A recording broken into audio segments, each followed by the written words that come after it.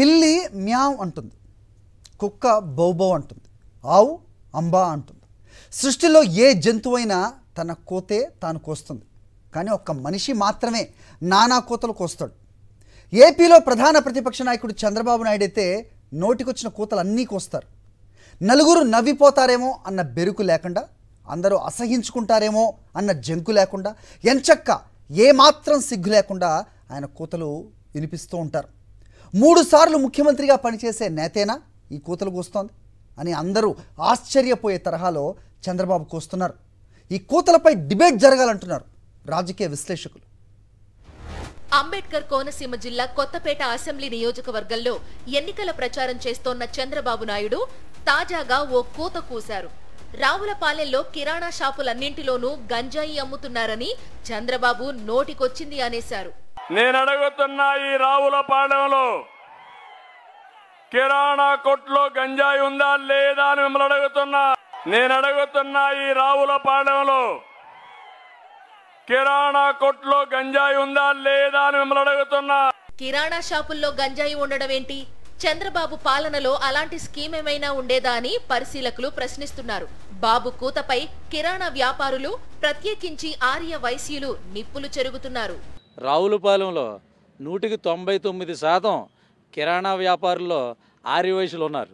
ఈ ఆర్యవైశ్యుల్ని కించపరిచే విధంగా కిరాణా షాపుల్లో రావులపాలెన్ని గంజాయి అమ్ముతున్నారని చెప్పి వారిని అవమానకరంగా మాట్లాడడం మా అందరినీ కూడా ఎంతో బాధించింది. దీనిపై వెంటనే నిర్ణయం తీసుకొని ఈరోజు రావులపాలెం ఛాంబర్ బంద్కు పిలుపునిచ్చాం. దీనిపై కఠిన చర్యలు తీసుకోవాలని చెప్పి పోలీసు వారిని కూడా కోరటం జరుగుతుంది ఈరోజు. ఎందుకంటే రావులపాలెం స్టేషన్లో ఈరోజు వరకు కూడా ఎంతో ఒక్క కేసు కూడా ఎప్పుడు కూడా వ్యాపారస్తుల మీద ఎప్పుడు కూడా నమోదు అవ్వలేదు. అలాంటి ఈ ఆర్యవైశ్య సోదరుల్ని, వ్యాపారస్తుల్ని అవమానపరచడం అసలు ఖండించదగ్గ విషయం. చంద్రబాబు ముఖ్యమంత్రిగా ఉండగా ఆయన కేబినెట్ లో సీనియర్ మంత్రి అయిన అయ్యన్న పాత్రుడు గంజాయి సాగులోనూ స్మగ్లింగ్ లోనూ ఛాంపియన్ అని చంద్రబాబు నాయుడి కేబినెట్ లోనే మంత్రిగా ఉన్న గంటా శ్రీనివాసరావు చంద్రబాబు నాయుడు ముఖ్యమంత్రిగా ఉన్న సమయంలోనే అన్నారు. ఈ ఆరోపణ చేసింది రాజకీయ ప్రత్యర్థులు కారు, చంద్రబాబు మంత్రివర్గ సహచరుడే. తన పాలనలో బహుశా చంద్రబాబు గంజాయి రిటైల్ అవుట్లెట్స్ ఏమైనా పెట్టించి రహస్యంగా గంజాయి అమ్మించారేమో తెలీదు.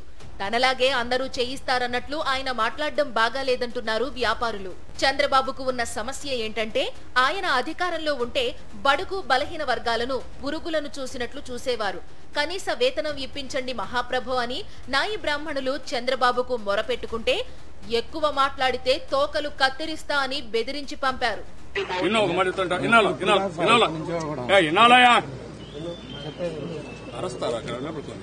ఫిష్ మార్కెట్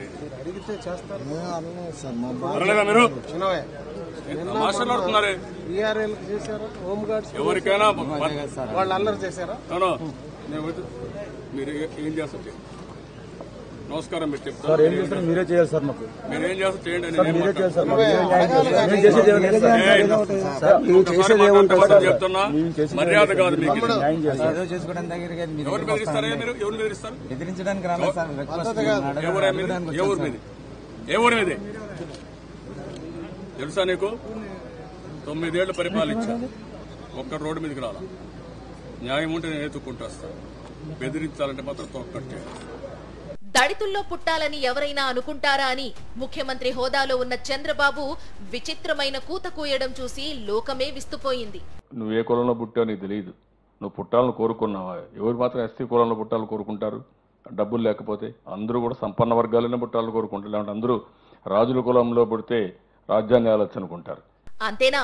కోడలు పిల్ల మగపిల్లాన్ని కంటానంటే అత్తగారు వద్దంటుందా అని వెకిలి కూత ఒకటి కూసి ఆడబిడ్డలపై తన మనసులో ఉన్న వివక్ష బయట పెట్టుకున్నారు.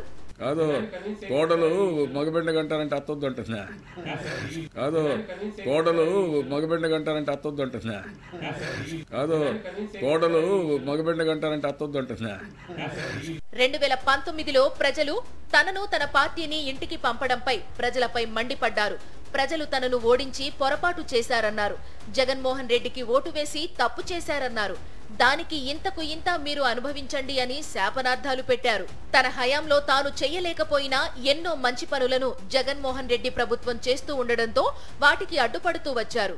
ఈ క్రమంలోనే రాజధానిలో దళితులకు ఇళ్ల స్థలాలు ఇవ్వాలని ప్రభుత్వం నిర్ణయిస్తే అక్కడ బహుజనులకు స్థలాలు ఇస్తే సామాజిక సమతుల్యత దెబ్బతినేస్తుందంటూ ఏకంగా కోర్టులోనే పిటిషన్ రూపంలో కోత కోయించారు.